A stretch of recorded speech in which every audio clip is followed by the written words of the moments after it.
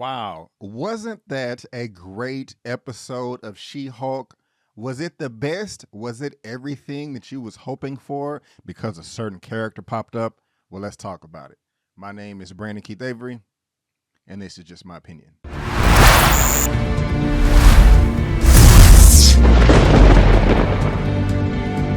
Hey, what's going on, everyone, and welcome back to another episode of Just My Opinion for my She-Hulk Attorney at Law, Season 1, Episode 8, titled 1.8. No, I'm just kidding, guys. It is titled Ribbit and Rip It. She-Hulk represents Leapfrog, who was injured due to a malfunction in his custom-made super suit. Guys, I want to let you know that this is going to be a spoiler-filled recap. I am going to spoil this episode up, down, left, right, in, and out. As if you've already seen it, you have been warned. And if you happen to like this video, please go ahead and give me that thumbs up, subscribe, and help me reach 40,000 subscribers. But guys, I will go ahead and just say this right now. This was by far, by a lot years, my favorite episode so far of the season with She-Hulk. Not only because we got action, not only because we got Daredevil, but because it actually makes sense. I feel like the story is being pushed forward and we got a mix of everything. And the reason why I liked it so much is this Leapfrog character. We are in the MCU. Of course, we know that superheroes are popping up everywhere. I mean, back in 2000, was it 15 or 16 during Civil War? That's when the Sokovia Accords was coming up into the forefront, knowing that, hey, we got all these superheroes, superpower people. We need to calm this down. We need some type of law and order. And we heard in this episode that that was repealed, that was taken back. The reason why I say that is, yes, of course, superheroes are going to pop up and they're going to continue to pop up, but you also know what's going to pop up is wannabe superheroes, those low end, like, oh my God, I want to be just like that. We also got that in Hawkeye as well, but this was a bad example of it from your boy Leapfrog, who looks completely ridiculous. This store might be closed, but you forgot I am the guard frog. And of course, people are going to do this. People are going to want to dress up and be like Thor, like Iron Man, like Captain America, like She-Hulk, like whoever. And this is a prime example of that. And they use that to tell this story. And of course, it makes perfect sense for a character like this to not follow instructions or have some type of malfunction in their suit. Even if they don't, get hurt. What if somebody tried to be a vigilante and they go around harassing people and then they get beat up? Then they try to sue for that reason as well, but this was because for a suit malfunction. So just starting off the episode, this has made perfect sense right here because I can totally see somebody doing that, and then we have Jennifer Walters having to come through and save the day. So I just thought this was perfect. And just the way the things were broken down in this office during this conversation, I couldn't have asked for anything more. And I will say the CGI is still a little suspect for me when it comes to Jennifer Walters, She-Hulk. It does not look good in the daytime, but it does look a lot better at night. And so I don't know, Marvel, Disney, if you're watching this, please, take some notes. Your boy over here, B. Avery, knows what he's talking about. No, I'm just playing. But also, man, this guy just has all types of white privilege. Like, I don't know why you would think to not follow instructions, but we can get there when we get there. But I just found this hilarious. He's trying to do his stuff, and he ends up making an ass of himself, setting his legs on fire, and he has like a 900-degree burn. Oh, my inflammation suit with a 900-degree threshold is on fire, and he ends up like burning his legs off. So I just thought that was funny. And I also just like the way that She-Hulk has to continue going to her boss saying that, hey, this is a conflict of interest. Can we please do something else? Because I don't want to represent this client because it's going to be bad business. You're going to be messing up my personal relationships, and I already have it hard where it is, just trying to get people that I can trust. Now, I do like this character right here, Mr. Luke Jacobson. He really didn't do it for me the first time we saw him, but I do like him here. I don't know why, I'm just feeling the character now. He's quite funny to me, and I like the principle that he stand on. Like, I don't trust you the way you're gonna just wobble yourself in here and stab me in the back. I would feel some type of way too, but hey, he does have a little ego as well. Nobody's perfect, but I do like this character. And I was glad that they was able to, make up stuff. When he was like, hey, don't go back to where you get your ugly clothes, I was laughing my ass off right there. And then that is where we get the title reveal of She-Hulk. Oh, let me take it down. She-Hulk, attorney at law. Okay, I'm done with that. But yeah, I'm really feeling this episode right here. I thought it was perfect. But yeah, when they end up in court in the next scene, I was like, wait a minute. Who is going to be the lawyer? And right when they said that, I was like, are they talking about Matt Murdock? Are they talking about Charlie Cox? And yes, we have him right there, guys, making his debut. His first appearance in the MCU, and I have to say I absolutely loved it. This court proceeding, he came in with authority. Of course, we already knew who he was, and he is challenging Jennifer Walters. It's like, he's like, hey, I know what I'm doing, and he was able to defeat her at her own game. I mean, they're both lawyers, but they're both good at their game. But he was just a little bit better because he was able to use that echolocation, that good senses that are heightened up because of his lost ability of his sight, and was able to tell that the client used jet fuel instead of the fuel he was supposed to use. And that was able to make the case dismissed. But I thought this was perfect. I mean, we got the introduction of Daredevil, Matt Murdock. Not only just the introduction of Daredevil, but it was Matt Murdock. You know, it wasn't the Daredevil costume. It was him in his lawyer suit. And I like that. I like that. You know, it kind of just makes us long for more like, oh, I can't wait to see him beat all types of ass. But this was perfect, man. This was perfect. I loved it. I have no complaints at all. I mean, while I was watching all this right here, I was just smiling ear to ear, just in joy of what I was getting as a comic book fan of the MCU. Now, I am a little bit embarrassed because I did not know this, and I think that Larry brought this to my attention. I'll probably be linking up with him later tonight on Lamont's channel. But I didn't know that he mentioned to me that they dated in the comics, and if that's true, if it's not true, please correct me respectfully in the comment section. But I didn't know that, and I just think that this was a match made in heaven. They're obviously feeling each other. They have a lot of common on multiple levels, so I was just really happy about this right here. And this line of dialogue is perfect right here. Jen Walters can use the law to help people when society fails them, and She-Hulk can help people when the law fails them. That's just the perfect line, and she was not thinking that. You know, yes, Jennifer, we are all feeling this too. It is not just you, ma'am. It is not just you. But hey, they gotta go because they're getting these text messages. He's getting one from his client, and also she's getting one from her client as well, Todd, the creepy, gross guy. And I really wanted them to link back up, and you know, they do. But she tries to go on this little meeting or whatever, and he's trying to woo her, talking about, I don't want to be coy, and you know, I don't play games and all this, trying to give her wine. I like the way she shut all of that down. I like the way she wasn't even smiling like, okay, hey, how can I help you, Mr. Patelli, or whatever name it is? And he was like, oh no, my name is Todd. And the way she looked, and she was not giving him any emotion at all. Just like, this is 1,000,000%, no, infinity% professional business. We're not going to be getting into all that. She's just looking at him like, yeah, I went to an auction and I got a Wakandan spear for $1 million. And she just like, the whole time. And I love that. I mean, and this dude right here is just a moron. I mean, to be so arrogant, to be so cocky to where, you know, you tried to come up on her, and it's just completely inappropriate, bro. And I don't even like to say that people are out of other people's league, but, you know, but just because of your whackness, bro, she's out of your league, and you was never, ever going to get that. But this dude got him a Wakandan spear. Now, I will say this. I just feel like the Dora Milaje or the Wakandans should be able to just to, you know, come and take the spear back by force. But, you know, maybe there's a reason for that. You know, we'll have to see. They didn't play it out like episode 4 with the sling ring. But I would imagine that they would be able to get this back, but we're just going to have to see how that plays out as well. But again, this guy just makes a complete ass out of himself and tries to come up on my girl Jennifer Walters, and she's not having it, and leaves his ass stuck there looking crazy, still having to pay her for the hour of service. And guess what, guys? I was laughing my ass off. I was laughing my ass off. But y'all, she gets the call, and now we got to get over to that action, and I think this is perfect right here. And I even saw a preview of this, and it still did not ruin it for me. But man, this is perfect. And I will say this, perfect introduction to the costume character, now Daredevil. We got him as Matt Murdock earlier, but now we're getting him as Daredevil. But this was a perfect interest. I mean, the way that he just rolled in here like this, all types of confident with his suit looking badass. I'm loving the red and yellow. I'm loving the sticks. I'm loving everything about this, guys. This is perfect. And I will go ahead and say this.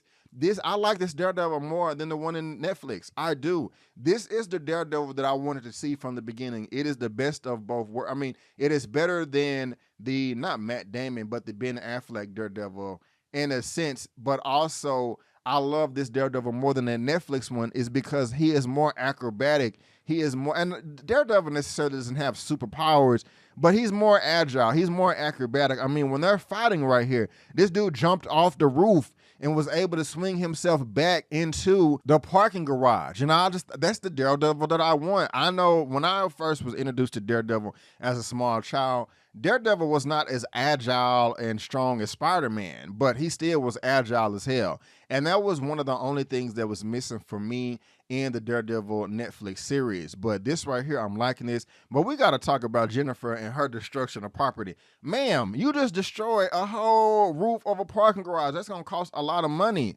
And somebody can sue you for that. And I like all of this. I mean, I'm feeling it. And this is when he jumps off the roof and all that. But again, she is throwing car. Like, look at that.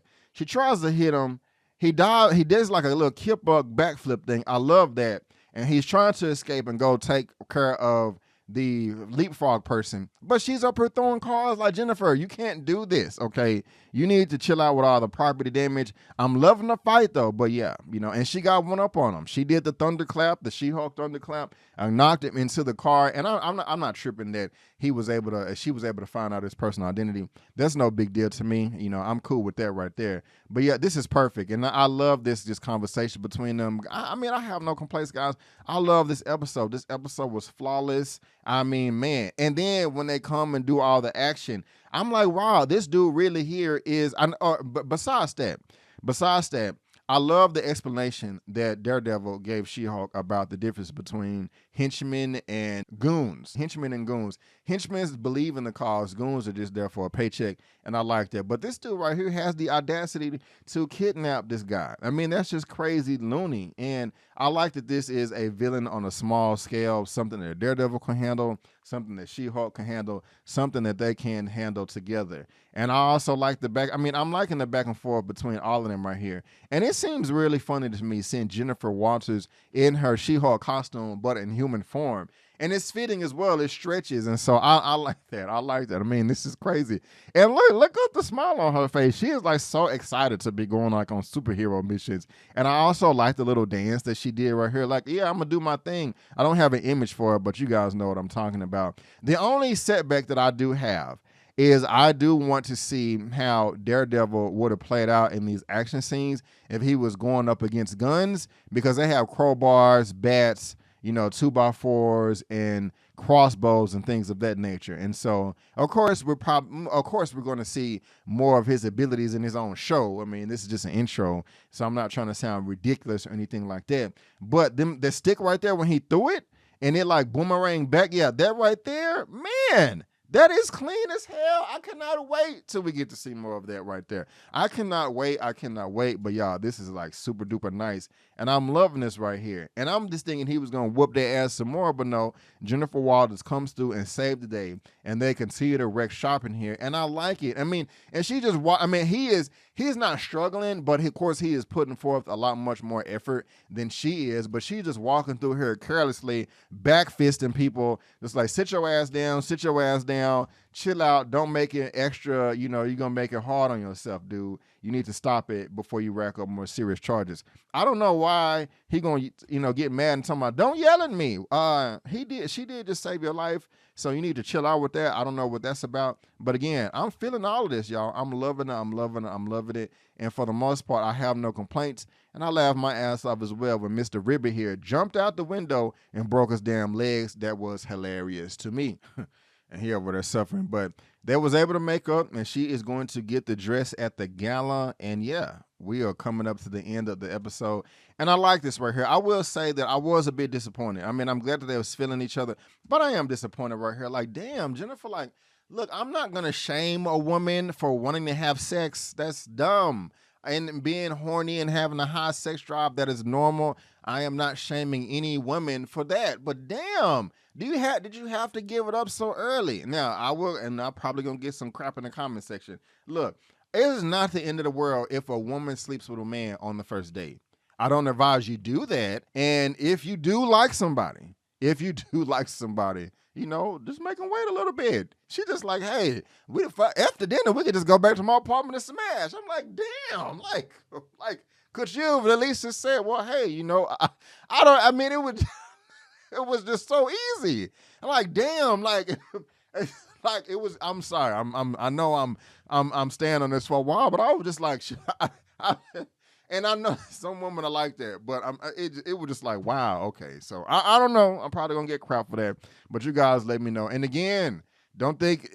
Look, I'm done. I'm gonna move on. But anyway, they go back to the crib and they get this smash on, and I'm pretty sure it was a good time. I want a review from Daredevil on how it is smashing the Hulk lady. But y'all, they had Daredevil taking a walk of shame, man. I was laughing my ass off. Now, like a lot of people have complained about the comedy in this show and how it does not work for them. This works for me. This worked for me. It is the walk of shame. Not only is it the walk of shame, it's the male doing the walk of shame. And I'm not saying that women care about making a walk of shame, but I dang near know that dudes don't give a damn. You know what I'm saying? There may be some women out there that are ashamed, and I'm pretty sure some women out there that don't give a crap. But not only is that, but he's in his superhero suit with his boots in his hand. I just found that hilarious. And also, I love the breaking of the fourth wall. All you guys are still here. The girl comes over. They're having their moment. Yeah, Daredevil out there, walk of shame. Oh, y'all smashed him, girl. Are we happy? Yeah, girl, I'm happy. Yeah, he put it down. But anyway, they got the dress. They're going to the gala. And this right here really disappointed me. It really did. First of all, she looks good in the dress, and the CGI is much better with her looking like that at nighttime. But and there's her parents looking great, looking lovely. But this right here did upset me. Female Lawyer of the Year? Like, why can't it just be Lawyer of the Year? I mean, yes, you do have to have a separation of men and women when it comes in some type of competition if it's having to do with physical strength like sports, because men are naturally stronger than women. So you can't have, you know, men and women playing basketball, football, you know, whatever. That wouldn't make sense. Weightlifting competitions, fighting, etc. But when it comes to academics, I think it should be even. I think this is just an assault to women. You know, like, why would you have a best male lawyer of the year and the best female lawyer of the year? Just have the best lawyer of the year, whether it's male or female. And I'm saying that women can beat men too. You know, I'm not sitting here saying that men are naturally smarter than women. No, that's dumb. That's ridiculous. Women are smart as hell. You know what I'm saying? And so I just kind of felt that this was an insult. But if I could be incorrect, ladies, you let me know. I just think that separating the females like that is just playing down women. But, you know, you guys let me know what you think as well. Mallory is still looking good. But the Hulk King is now trying to destroy Jennifer Walters. And this is also something that frustrated me. I do not know why everybody was oohing and ahhing and gasping and acting like it was disgusting just because she was having sex. Now, all of a sudden, if they would have put up an image of her getting a train ran on her or a DP or something, and she was just like, oh, got 3,000, you know, something crazy. Okay, it's like, whoa, but I mean, she having sex, so what? They're like, oh my God, whoa, she's a devil. Like, oh my God, she's having. Now, I understand that she's embarrassed. I would be embarrassed too. I don't care how good I look naked and I'm putting it down. If somebody is blasting my image up there, my video of me having sex, I would be embarrassed too. But I was really disappointed of the reaction of everybody, like trying to shame her, you know, like she was just doing something just so repulsive, you know, and that really did bother me. But she lost her temper. She broke it. And at first I was going to be like, okay, why is everybody freaking out? She just broke the television. But she did like bust some tables and the roof was coming down and all that. So that was kind of dangerous. So people had to get out of there. But she lost control and then she finds the goons. Damage control comes out there and calms down. And I was just thinking like, Jennifer, at least take the mask off his face so people can see who it is. This dude just got away scot-free. You know, but they don't know that this person is a bad person. She just picked somebody up. But I would have at least pulled down the mask or something. But, you know, I don't know. You guys let me know what you think. But that is the end of the episode, guys. And again, when they're doing these outros, I like the beating of whatever, oh, that Wakanda spear, and you see that the leapfrog guy's there as well, and that's when she's smashing Daredevil, and the boy is doing the walk of shame. I just found that hilarious. But guys, this was my favorite episode out of the whole season so far. I absolutely love this. I thought it was perfect, and I hope that the season finale next week can be as good as this. And if so, I think that we can all say universally that this was a great show overall, and that we had a lot of fun with this. So guys, that is my She-Hulk Attorney at Law recap and review for episode 8, titled Ribbit and Rip It. You guys let me know what you think down below in the comment section. I would love. Also, a movie news roundup show, interviews, Atlanta season 4, She-Hulk Disney Plus, Power Book 3, Raising Kanan, Rings of Power, all that good stuff. But guys, again, I just want to thank you so much for tuning in. And before you go, don't forget that my name is Brandon Keith Avery, and that's just my opinion. Peace.